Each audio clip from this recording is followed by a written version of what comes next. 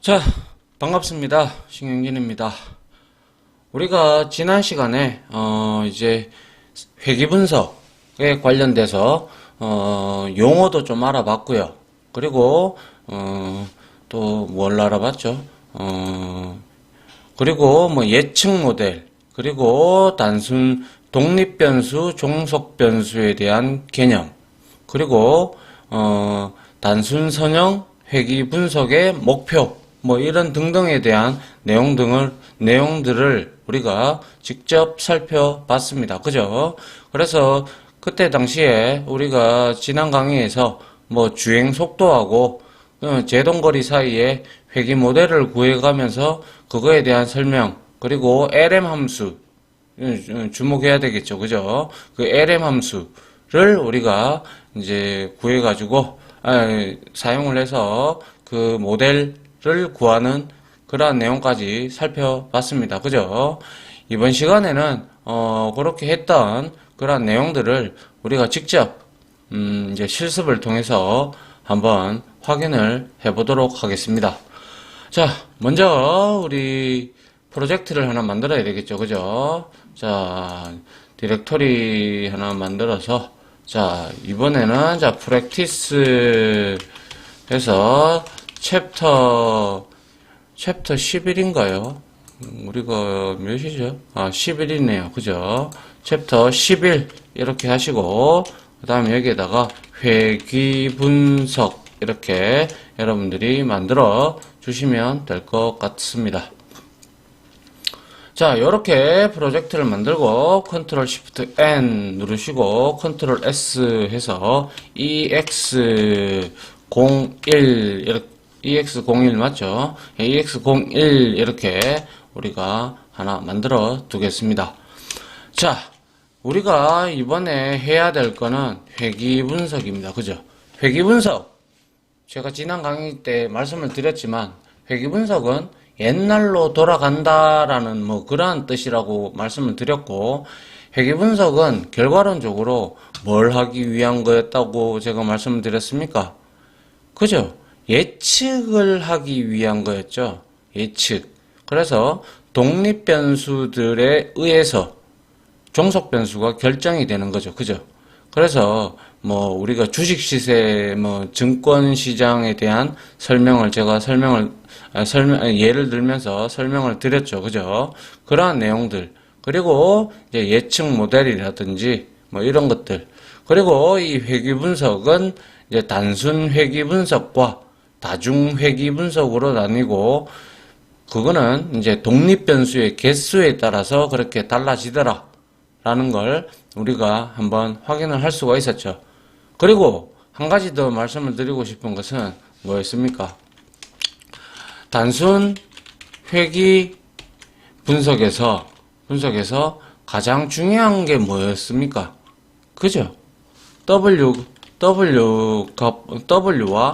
B 값을 구하는 것입니다. 그죠? 맞습니까? 이 W와 B 값을 구하는 것이 가장 중요하다라고 제가 말씀을 드린 바 있습니다. 맞죠? 이게 가장 중요하다라고 했어요. 그래야 우리가 예측이 어느 정도 가능하고, 그리고 기억하실 거는 뭐라 그랬어요? 그죠? 오차 범위가 반드시 존재한다라는 거. 그래서 여러분들이 LM 함수를 통해서 회귀식을 구했다. 그래서 그거를 어떻게 했다. 그러면 여러분들이 분명히 오차가 발생을 한다. 그 오차를 발생을 시키기 때문에 그 여러분들이 이제 구했던 값들은 예측 값으로서만 사용을 하시면 된다라는 거죠. 기억을 할 것은 실제 값이 아니라 그냥 예측 값이죠. 다 맞추면 뭐 돈 많이 벌게요. 그죠? 자, 그래서 한번 보도록 합니다. 자, 먼저 우리가 이용할 게 내장 데이터 셋 중에서 카즈라는 게 있습니다. 카즈 있죠. 그죠? 이 카즈는 한번 이렇게 쭉 보시면 딴 건 없고요. 여기 위에 쭉 한번 보시면 첫 번째 열에서는 스피드가 있고요. 두 번째는 디스트에서 제동거리가 있어요. 그래서 실질적인 값이 스피드가 뭐 예를 들어서 4일 때는 제동거리가 2다. 뭐 또 4일 때 10이다. 뭐 여튼 이거는 내장 데이터 셋입니다. 내장 데이터 셋이라서 뭐 이렇게 제공을 해주니까 우리가 적절히 이용을 하면 될 것 같습니다. 아시겠죠? 자, 요렇게 이제 카즈가 되어 있어요. 아시겠죠? 되어 있으면 우리가 이걸 가지고 한번 산점도를 한번 그려보도록 하죠. 산점도 그리는 함수 뭐였죠? 그죠? 자, 산점도 그리기 해서 자, 먼저 플랫 맞죠? 플랫 함수를 이용을 하면 우리가 구할 수가 있죠. 그래서 자, 디스트에서 스피드 그죠? 스피드까지 우리가 이렇게 구하면 되는데 자, 데이터 셋은 당연히 카즈가 될 겁니다. 그래서 이제 딱 그려보면 자, 여러분들 딱 이렇게 보셨을 때 어때요? 지금 이렇게 지금 선형적인 관계가 이루어지고 있다 그죠? 선형적인 관계 그죠? 제가 말씀을 드렸듯이 그 선형적인 관계가 이루어지지 않는 것들은 회귀식을 구할 필요가 없다라고 제가 말씀을 드렸어요. 맞습니까? 그렇기 때문에 일단 여러분들이 산점도를 펼쳐봤을 때 이렇게 선형적인 관계가 이루어져 있는 걸 확인을 하면 이거는 회귀식 구해가지고 여러분들이 예측을 할 수 있어요. 하지만 이렇게 뭐 얼토당토안하게 뭐 여기에 이렇게 점들이 이렇게 있다면 여러분들이 굳이 회귀식을 구할 필요가 없고 예측도 안 됩니다. 그런 것들은 맞잖아요. 왜냐? 실제 값 사이에 이렇게 값들이 존재해야 되니까요. 맞습니까? 자, 그래서 이렇게 산점도를 하나 그려봤고요. 산점도를 그려보고 난 다음에 우리가 뭘 해야 됩니까? 그죠? 모델을 한번 구해봐야 되겠죠. 모델인데 예측 모델이 될 건데 그 LM 함수를 우리가 활용을 한다고 했어요. 그죠? 자, 그래서 여기에서 회귀 모델 구하기 이렇게 해서 자, 모델에다가 우리가 모델이라는 변수에다가 LM이라는 함수가 있어요. LM 함수를 우리가 이용을 할 건데 이 LM 함수에서는 제가 분명히 말씀드렸지만 종속 변수가 먼저 앞에 와야 되고 그리고 난 다음에 독립 변수가 뒤에 와야 된다라고 제가 말씀을 드린 바 있습니다. 그죠? 그래서 여기서는 종속 변수가 제동거리지 않습니까? 그죠? 맞습니까? 그래서 디스트가 먼저 와야 되고 그 다음에 독립 변수인 스피드가 이렇게 와줘야 된다는 거죠. 그리고 역시 이 데이터는 카즈가 되겠죠. 엄밀히 얘기하면 얘는 공식이 얘는 여기 안 나타나네요. 그죠? 원래 나타나야 되는데 이거는 매개 변수가 포뮬라입니다. 그죠? 이렇게 해서 한번 이렇게 구했습니다. 모델을. 그리고 나서 모델을 한번 찍어 보도록 하죠. 찍어 봤을 때 어떻게 값이 나왔어요? 자, 콜 해서 lm 함수를 불렀는데 자, 포뮬라가 요렇다. 그리고 데이터는 요렇게 데이터셋은 요거다. 이렇게 지정을 했고요. 자, 코에피시언트가 나왔는데 이게 제가 중요하다라고 분명 말씀을 드린 바 있습니다. 맞습니까? 코에피시언트가 이렇게 왔을 때 우리는 여기서 확인할 수 있는 게 뭡니까? 이게 인터셉트 밑에 있는 이놈이 제가 분명히 B 값이라고 했습니다. B 값.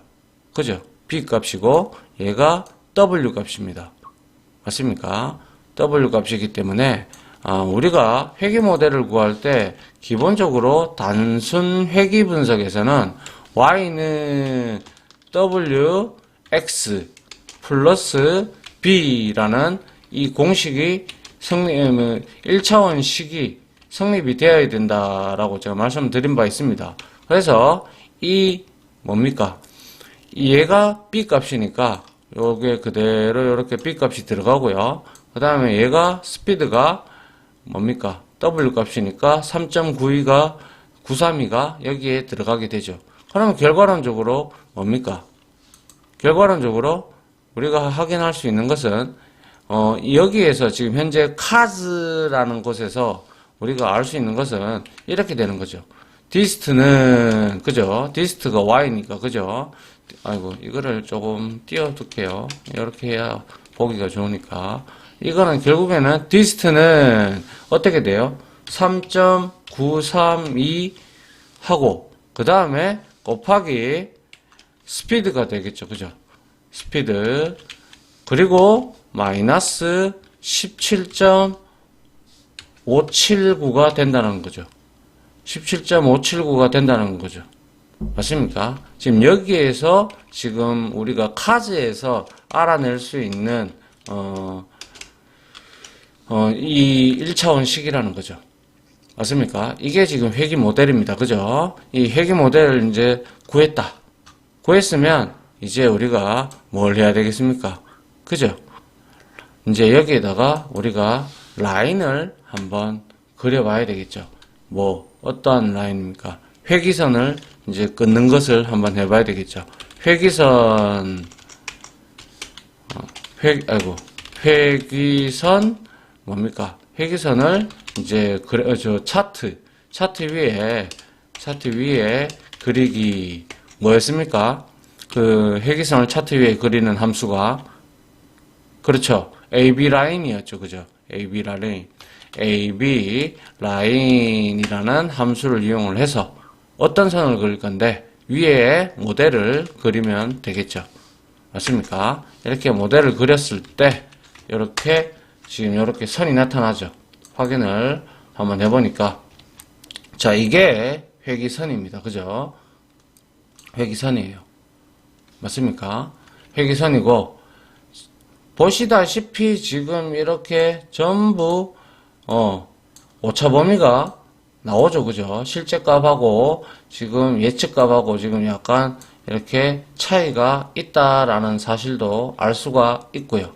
자, 이렇게 AB 라인을 그리고 그 다음에 뭘 해야 되겠습니까? 뭘 한번 해봐야 되겠습니까?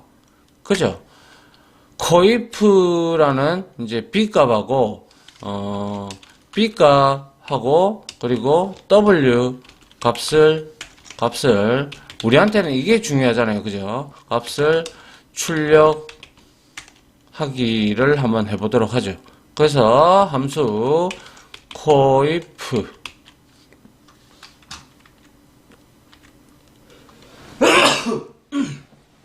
죄송합니다. 자, 코이프 이렇게 해서 여기에다가 자, 모델을 넣어줘야 되겠죠. 그죠? 모델인데 자, 이 모델이 어떠한 그건지 한번 볼까요? 모델이 어떤 건지 한번 보죠. 보니까 모델은 그냥 LM이라는 형태가 되네요. 그죠? LM이라는 그런 형태가 되고 얘는 DIM을 한번 해보면 자, DIM은 널이 되고 그냥 얘는 모델입니다. 그죠? 따로 뭐 특별한 자료 구조가 있는 게 아니라 얘는 그냥 LM이라는 거고 보니까 얘는 리스트 형태로 지금 되어 있고 그죠? 이거를 썸머리를 한번 쳐볼까요? 그리고 썸머리 그죠? MODL 해서 이렇게 한번 쳐보니까 얘는 지금 타입이 따로 나오지는 않네요. 그죠? 그냥 우리는 얘가 지금 현재 그냥 이제 모델이라는 것만 알 수가 있네요. LM 함수를 써서 이렇게 된다면 여기에서 첫 번째 값을 출력을 하면 얘는 뭡니까? 그죠? 얘는 B 값이 되겠죠. B 값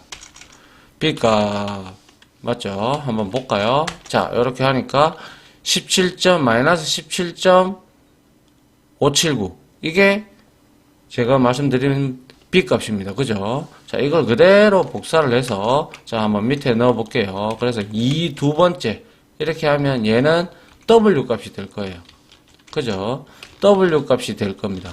그래서 3.932409가 나오겠네요. 맞습니까? 자, 이렇게 우리가 직접 이제 B 값과 LM 함수를 통해서 B 값과 그리고 W 값을 한번 구해 봤습니다. 그죠? 이렇게 구해 봤다면 우리가 이제 실질적으로 우리가 값이 맞는지 우리가 한번 대입을 해볼 필요가 있겠다. 그죠? 그래야 우리가 비교가 실제 값하고 비교가 될 거 아닙니까? 그죠? 그래서 B라는 변수에다가 제가 이 코이프1을 그대로 대입을 한번 하겠습니다. 이렇게 대입을 해주면 B 값이 B 변수에 이 값이 들어갈 거고요. 그리고 W 값에 우리가 코에피션트의 약자죠. 그죠? 코에피션트 2를 이렇게 하면 W 값을 이렇게 각각 대입을 했습니다. 맞습니까? 이 대입을 하는 이유는 우리가 한번 테스트를 해보기 위해서 한번 해보는 겁니다. 아시겠죠? 자, 그래서 예를 들어서 먼저 카즈를 다시 한번 더 보도록 하죠. 카즈를 이렇게 한번 더 봤을 때 지금 스피드가 4일 때 디스트는 2다. 뭐 4일 때 10이다. 뭐 이렇게 등등 나오는데요. 우리는 마지막 값을 한번 이용을 해서 확인을 해보도록 하죠. 비교를 한번 해보도록 하죠. 그래서 스피드 여기에다가 우리는 25라는 값을 한번 넣어보도록 하겠습니다. 이렇게 넣고요. 그 다음에 이제 디스트는 이제 우리가 예측 값이니까 우리가 여기다가 공식을 한번 잡아 놓도록 해보죠. 그래서 W 해서 곱하기 해서 스피드 이렇게 넣어주고 그리고 플러스 B였잖아요. 그죠? 맞습니까? 이게 공식이니까. 그래서 이렇게 했어요. 그 다음에 이제 디스트를 한번 출력을 한번 해보겠습니다. 짠! 해보니까 실제 값은 85예요. 85인데 예측했던 값은 80.73입니다. 오차 범위가 있죠. 그죠? 한 4.3 정도. 맞습니까? 이렇게 우리가 확인을 해볼 수가 있다라는 거죠. 맞습니까? 자, 그리고 한 번 더 복사를 해서 우리가 이거를 이거는 뭡니까?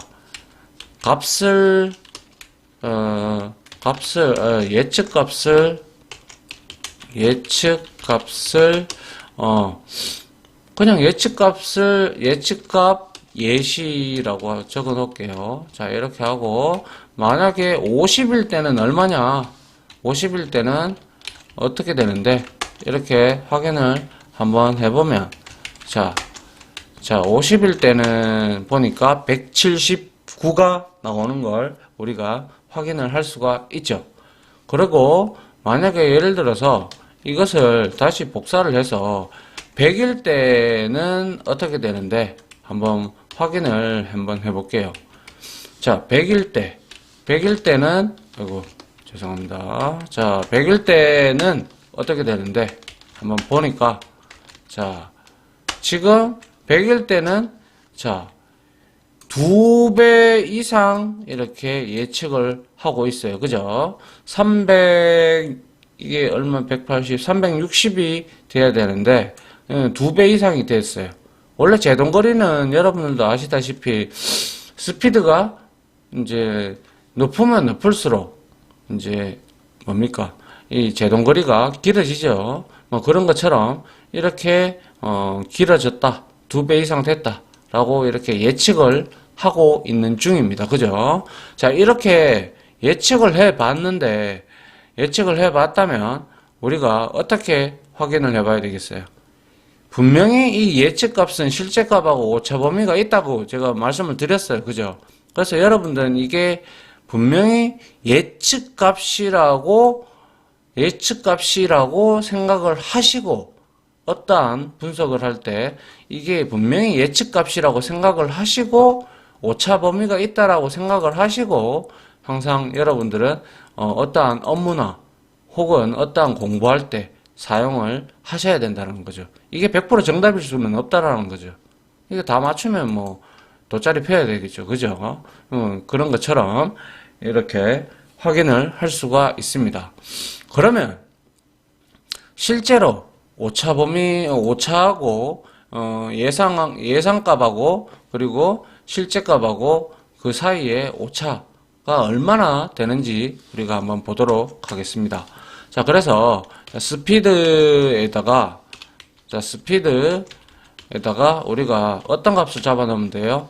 그죠? 카즈가 아까 데이터셋 중에서 첫 번째 값이 스피드였고 두 번째가 제동거리였어요. 그죠?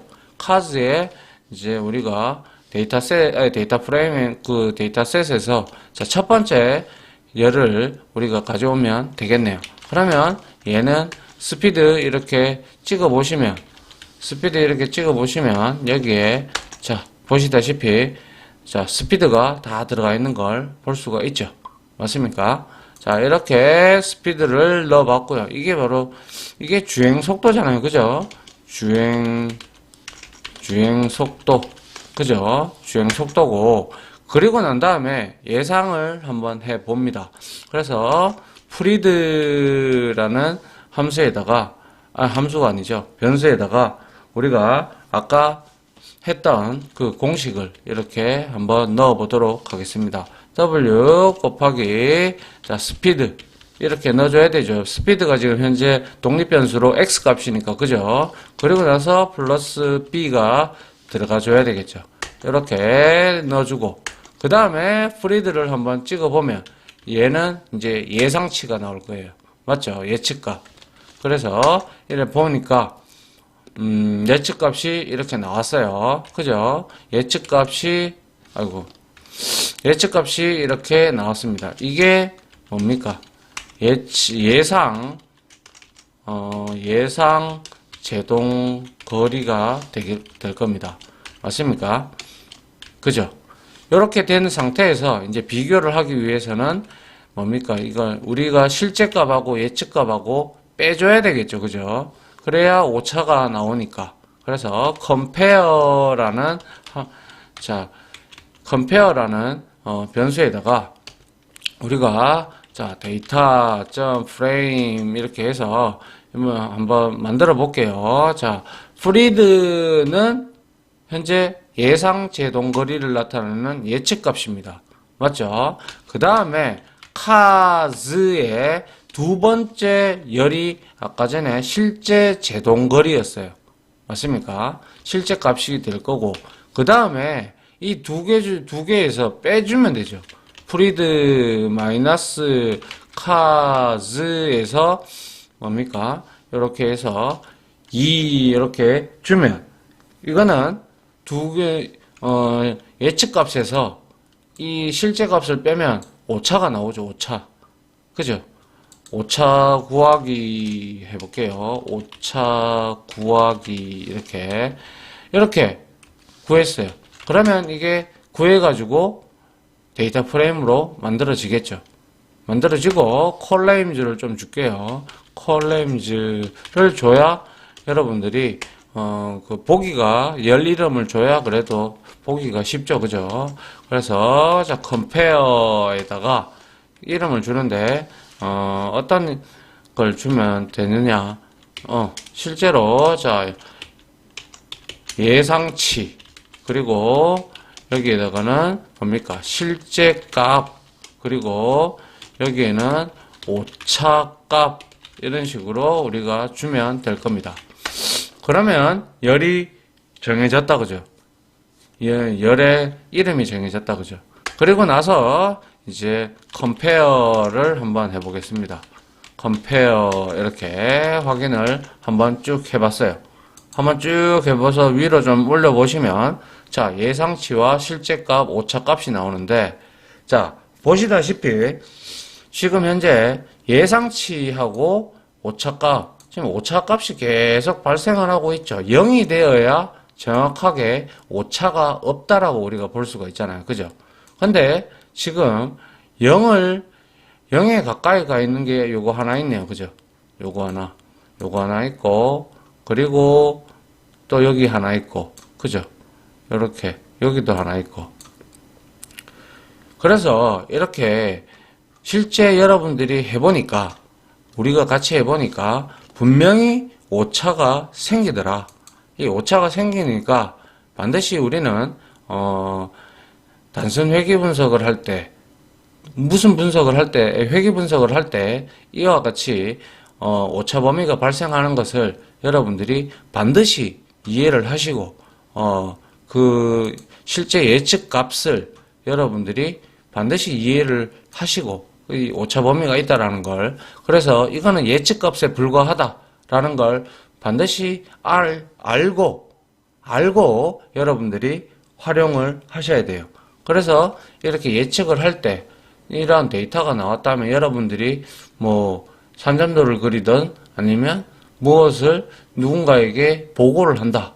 그러면 이 데이터 프레임으로 여러분들이 그림을 차트를 그리든 뭘 하든 해가지고 여러분들이 요런 오차 범위 내에서 놀 것 같습니다. 라고 이렇게 그림을 그려서 차트를 그려서 여러분들이 상사한테 보고를 한다든지 아니면 여러분들이 뭐 어떠한 논문을 발표한다든지 뭐 등등을 하실 때, 그러면 이러한 독립 변수에 의해서 이러한 실제값하고의 차이가 있는데 이 오차 범위 내에서 놀 거다라고 여러분들이 이제 하시면 된다라는 거죠.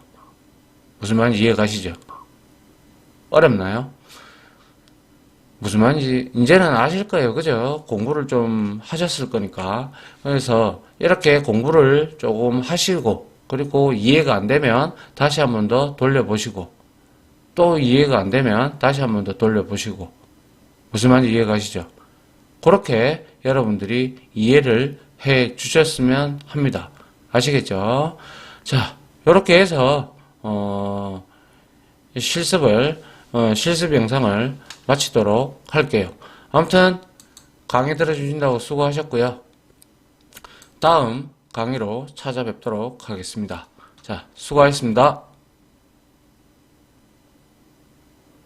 지금까지 보신 영상으로 자신의 실력이 혹시 1이라도 올라갔다고 생각하시면 구독, 그리고 좋아요, 알림 설정은 제가 컨텐츠 제작에 많은 도움이 됩니다.